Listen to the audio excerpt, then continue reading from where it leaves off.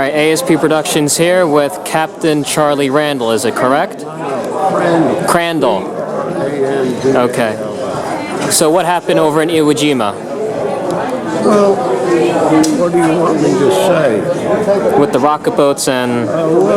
2 days before the landing of the Marines, we were sent in to protect the underwater demolition team.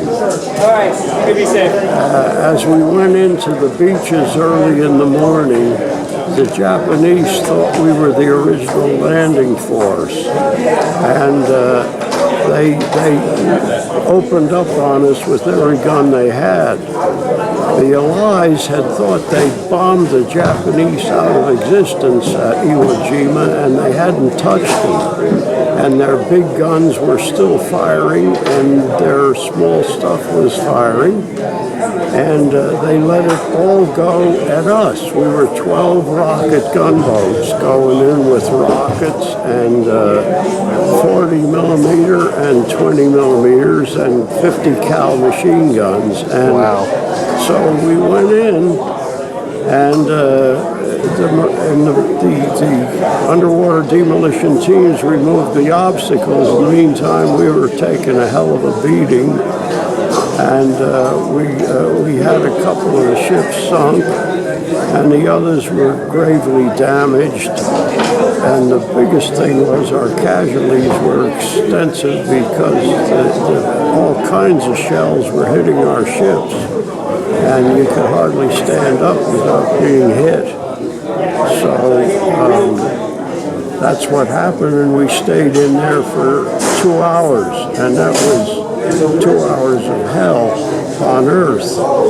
But the big brass thought enough of it so that the skipper of one of the ships got the Congressional Medal of Honor, and the other 11 skippers got the Navy Cross.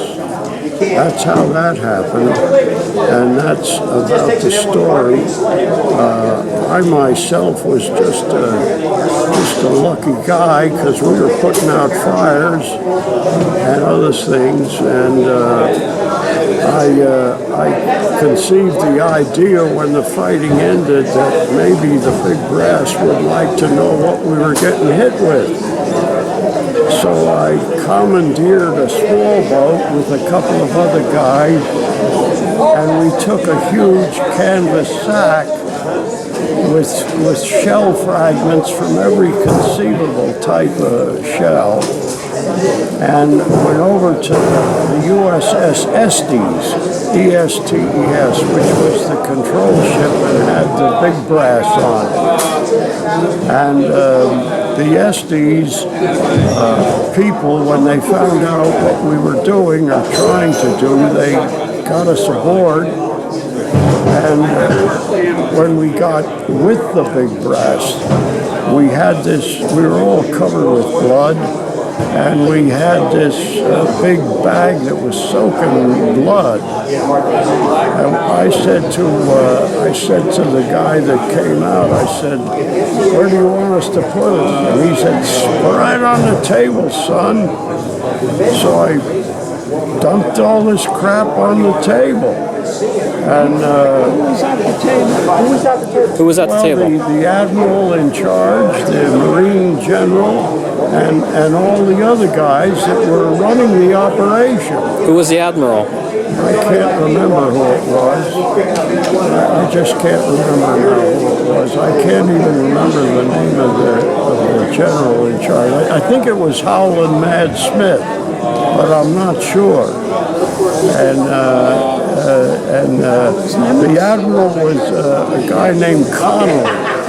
I know his last name was Connell, but they were all around this table, and my flotilla commander was in that group around the table. So at any rate, we dumped it on the table, and they looked at it and said thank you, and away we went.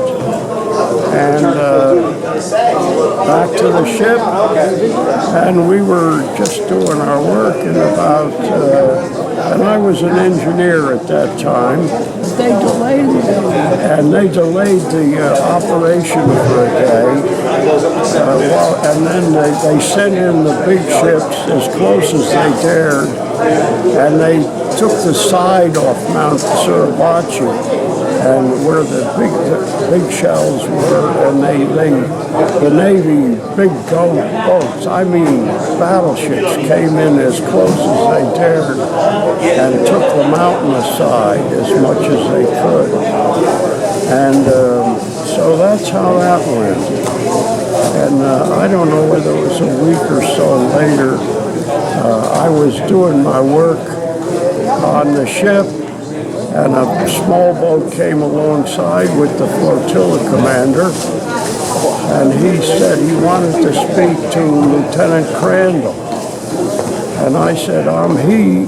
Someone said, hey, Salty, that was my name. They said, someone wants to see you.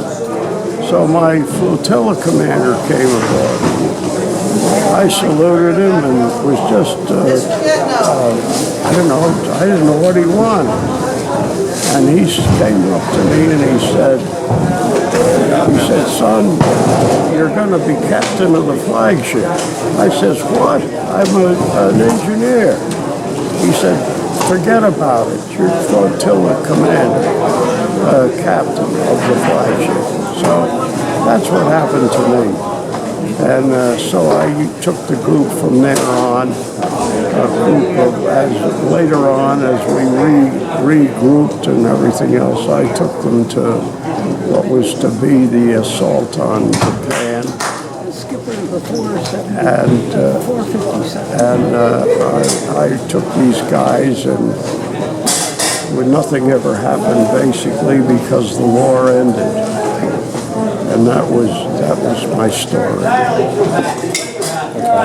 Thank you.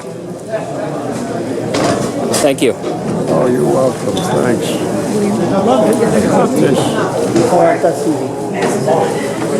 I can only tell you one other thing, that the day before the war was to end, the night before, when we were supposed to go in to assault Kyushu. It was 10 o'clock at night, and one of my radiomen came in and he said, Captain, he said, the war's over. I said, don't give me any of that bullshit. I said, he said, no, sir. He said, we got it from the Admiral Nimitz. And it came through in plain English.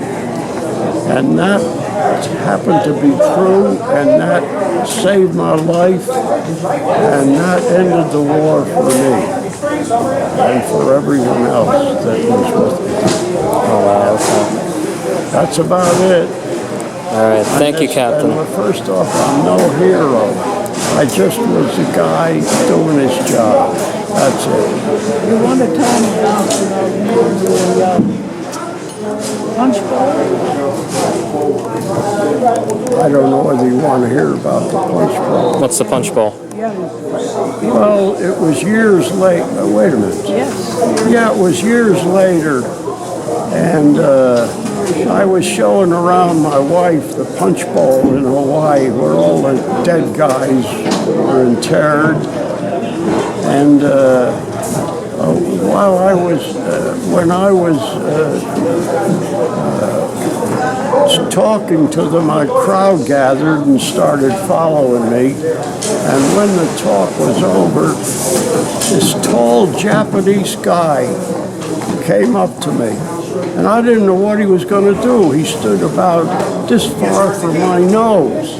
And we were about the same height. And he stood at attention, and he bent his head back and forth like that. And he said, he bowed, he said, so sorry for Pearl Harbor. And I grabbed him in my arms, and I hugged him. And I said, I love you. You had nothing to do with that damn war. And that's how that ended. Yeah. All right. Thank you, Captain. Thank you. That's my story. But just remember, I was no hero at all. I was doing what every other guy and myself had to do, and that was it. Yeah.